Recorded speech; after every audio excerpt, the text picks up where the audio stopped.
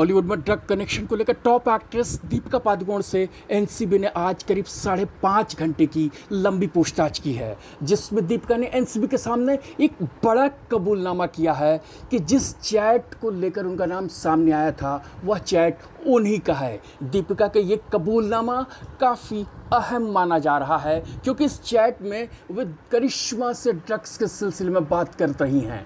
ऐसे में उनका यह कबूलनामा उन्हें मुश्किलों में डाल सकता है। एनसीबी ने दीपिका से क्या सवाल पूछे और इसका उन्होंने आखिरकार क्या जवाब दिया, आइए देखते हैं अपने इस एक्सक्लूसिव वीडियो में। जी हाँ फ्रेंड्स, चलिए जानते हैं दीपिका पादुकोण से एनसीबी ने क्या अहम सवाल किया है। फ्रेंड्स, एनसीबी ने सबसे पहला सवाल किया, क्या अपना मोबाइल नंबर आप जानती हैं? क्या आपको अपना मोबाइल नंबर याद है? अगर है तो आप उसे बताएं। इसके अलावा उसे कितने वक्त से आप इस्तेमाल कर रही हैं? क्या 2017 में भी आपके पास यही मोबाइल नंबर था जिससे ड्रग्स वाली चैट की बात सामने आई है?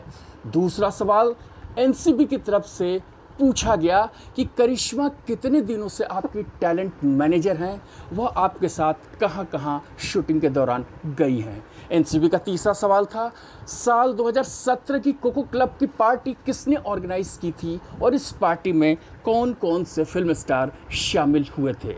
एनसीबी ने जो चौथा सवाल दीपिका के सामने दागा वो यह कि 2017 की इस चैट्स में जो कि हमें तफ्तीश के दौरान मिली है, इसके बारे में आप क्या कहना चाहती हैं? आप उस चैट के बारे में बताएं। और अमित और शैल कौन हैं? क्या आप उन्हें जानती हैं? जानती हैं तो कैसे जानती हैं? इस चैट में आप हर्ष मांग रही हैं, माल की बात कर रही हैं, कृपया इसको एक्सप्लेन करें।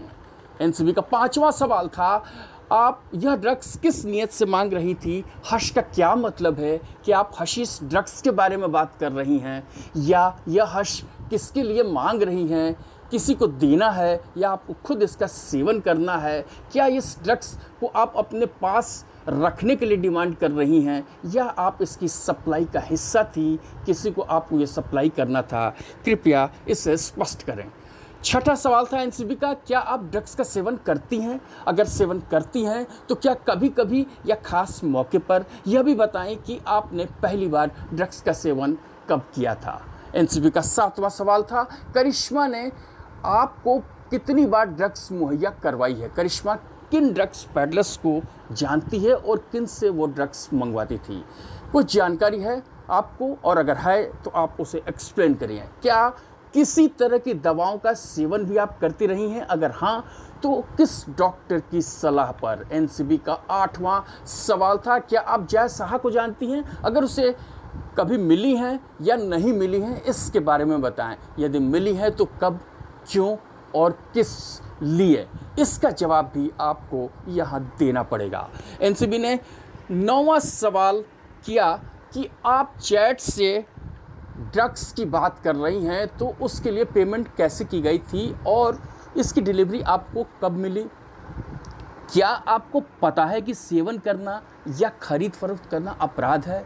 एनसीबी का 10वां सवाल था और आखिरी जो सबसे महत्वपूर्ण था कि आपके कितने बैंक अकाउंट हैं, आप कितने डेबिट क्रेडिट कार्ड का इस्तेमाल करती हैं, ज़्यादातर पेमेंट किन किन डिजिटल प्लेटफॉर्म के जरिए करती हैं, आप इसके बारे में पूरी जानकारी दें। फ्रेंड्स, दीपिका ने तकरीबन सभी सवालों के जवाब दिए, लेकिन ड्रग्स कनेक्शन से जुड़े सवालों पर उनके माथे पर कई बार लकीरें बनने लगीं।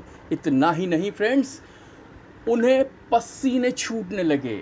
इसके बाद उन्हें पानी दिया गया, तब जाकर वह कुछ सामान्य हुई। लेकिन आपको यह बता दें कि उन पर इस वक्त ड्रग कनेक्शन के इस मामले को लेकर खतरा मंडरा रहा है।